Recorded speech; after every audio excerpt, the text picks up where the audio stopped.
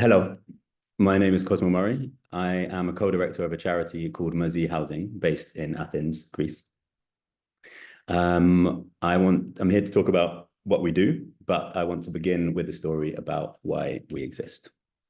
So this is our door.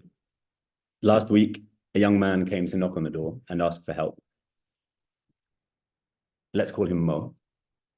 He's from Somalia. He recently turned 18.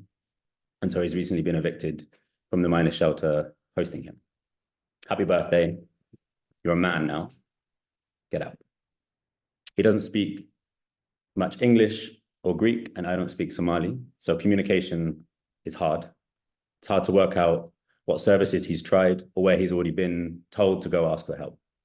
He's wearing a t-shirt, a cotton hoodie, and jeans. He tells me he's been sleeping on a bench in a nearby square for a month. He grabs the sides of his hoodie and says, cold. He puts a hand on his chest and he says, pain. And he holds out a battered plastic wallet with all of the important ID documents in his life in it. And asks me again, help, please.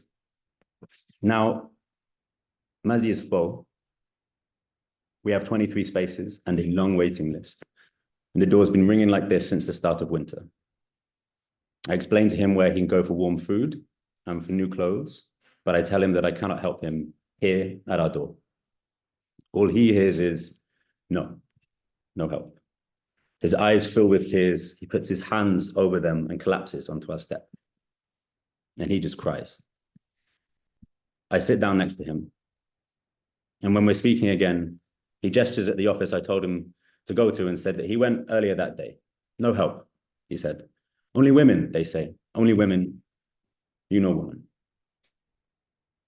So I took his number, sent him locations of where to close in the morning, where to go to be referred to us for housing.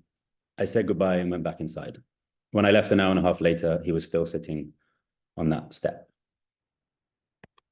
The next morning, I was walking across the square to Mazí's space, and I bumped into Mo again. He was standing there, a little directionless, face up to the sky, looking around, and I said, hello. I mentioned the two spaces I'd sent him, but within moments, two men had come up to us, to me, and asked, Tipsaknis, what are you looking for? Tikanis, what are you doing? One of the men nodded at Mo, looked me directly in the eye and said, he's with me. I said, I don't need anything. I said, we're talking. They made light of it and they left. But it was a threatening intrusion into the morning, and they were making it clear that they controlled this young man. He looked at me and I reminded him again of the two places I told him to go, not very sure he would make it to either. I'm telling you all this to give you a picture of why Mazí exists. I want you to see what we see, to feel what we feel, and to know what we know. I want you to think about what options young Mo has as a young asylum-seeking man in Athens. So, what are those options? Option one, the camp. In its full name, a closed, controlled access center. The name says all that needs to be said. This is a prison. Mo needs to go to one 90 minutes outside of Athens in order to claim asylum. There, he'll be imprisoned until his asylum claim is determined, or for 20 days, whichever comes sooner. However, at the moment when he gets there, he'll be turned away because they are all over capacity. So option two is more immediate and practical. The traveler's house, a musafir khana. For 3 to 10 euros per night, young Mo can have a turn sleeping on the floor of a crowded living room of a packed apartment or house. Dirty, unsafe, this kind of accommodation is illegal, and other illegal activities often take place in these spaces too. A good night's sleep is fanciful, because the people sleeping on the floor around you keep changing and keep coming and going. There's no stability, and with no stability, there is no trust. You're constantly afraid of having your few belongings stolen, or as a young man in particular, being assaulted. Which brings us back to Mo's bench. If you don't have the money, rough sleeping. I don't really need to run through why this is not appropriate for a man in Mo's position. If he hasn't been able to claim asylum at the closed controlled access center, he will, like thousands of other people, live without legal status, undocumented, until he can claim asylum. He will live in fear of the authorities whenever he's in the street, which, because he has no place to live, is most of the time. He also cannot work legally. So the immediate draw to the two men we met earlier in the square is that they are a route to get money. Drug work, sex work, whatever work you can get to get off this bench and into a shelter for the night. And ultimately, it brings us back to our door, because this is why Mazí exists. None of these options are good enough. So what do? We provide housing, first and foremost. This creates stability, this creates safety, and a place for someone like Youngmo to live, to recover from living on the streets, to gather the tools he needs and the confidence he needs to get out of homelessness for good.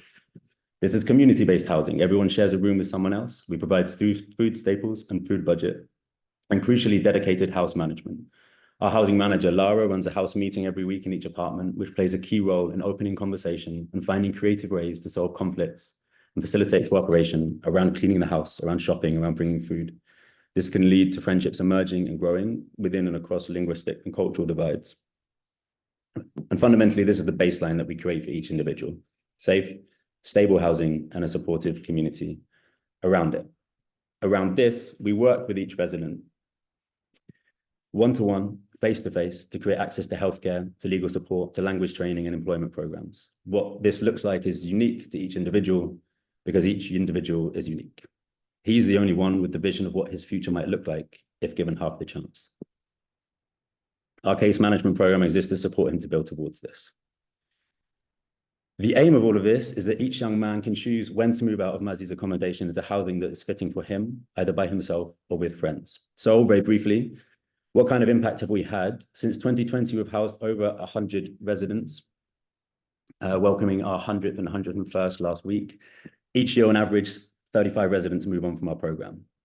Some headline figures: they move on with the tools they need to engage with Greek society. 71% of residents who've come through our program have left in sustainable employment. 80% of residents have left with the tools they need to sustain employment.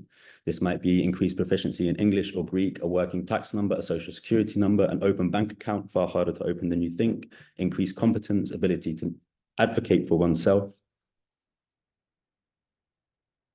In short, we are a humane, cost-effective, and impactful response to migration. We cost €9 per resident per day, while the cost of building, let alone maintaining, one of those closed prison camps we saw earlier is €40 per resident per day for the first year of its operation.